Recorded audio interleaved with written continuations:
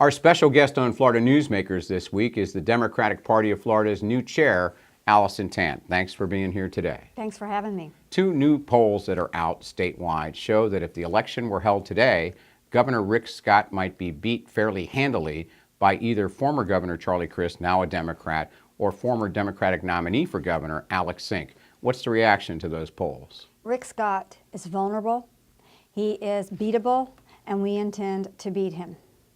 Well, I've learned a long time ago that it's a bad thing to ever underestimate the power of an incumbent who's holding the job now and has the ability to raise a lot of money, and there's only one governor when it's an incumbent. So your reaction to the difficulty in beating an incumbent? We don't take anything for granted, but we are going to be utilizing the same field team effort, and we are going to be aggressively raising funds to defeat this governor, and we are going to be successful in that endeavor. And can you be competitive with the ability the governor has shown for raising money? He's already got a pretty good war chest. Oh yes, we will be, and we are already raising money. So Alex Sink, your former standard bearer for the last gubernatorial election, and Charlie Crist, who is not an announced candidate, and former State Senator Nan Rich, the only announced Democratic candidate, who's the strength in that field?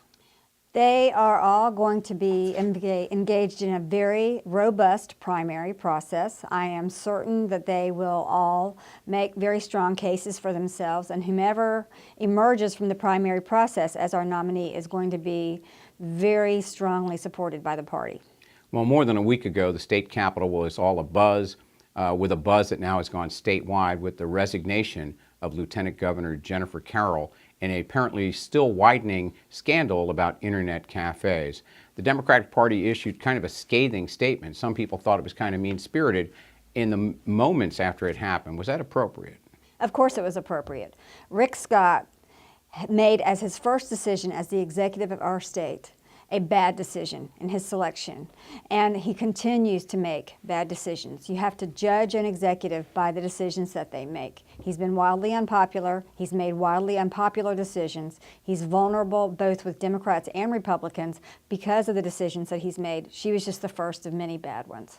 Well, in the past, the Democratic Party hasn't even fielded candidates in some races. So in a state where you helped President Obama win re-election because he also won Florida, the two key branches of government, the legislative and executive branches, are kind of owned by majorities in the Republican Party. Governor, cabinet, legislature, both houses. Are you going to be competitive in all races in 2014? Absolutely. We're not ceding any ground. We're going after every race.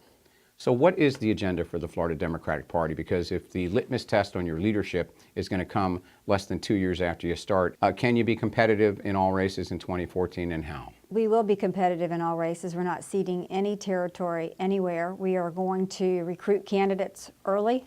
We're actually already starting that process, and we are going to be looking for people who will be strong throughout Florida in hand-to-hand races up and down the ballot.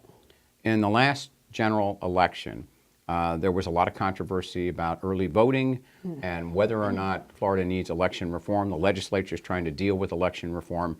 For the Florida Democratic Party, what does election reform look like?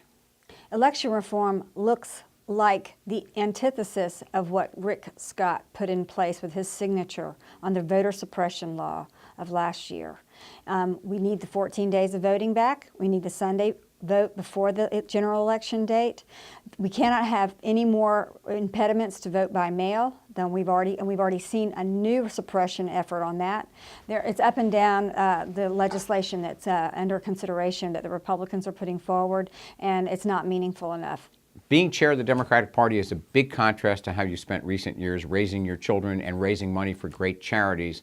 What's the principal difference? The principal difference is that I am working in a much more competitive environment, much more challenging environment. There are many people asking donors for the same things that I'm asking them for.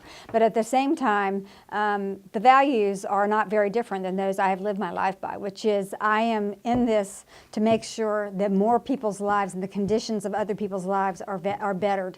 And that's something that I've done at home with my own children, with my family members, and for the members of my community. Those are the things I've involved myself with. So in my view, it is an extension of what I've done, just on a much bigger level and a little more demanding circumstances. A little more. Okay. Allison Tant, Chair of the Florida Democratic Party, thank you for being with us. We'll see you next time on Florida Newsmakers.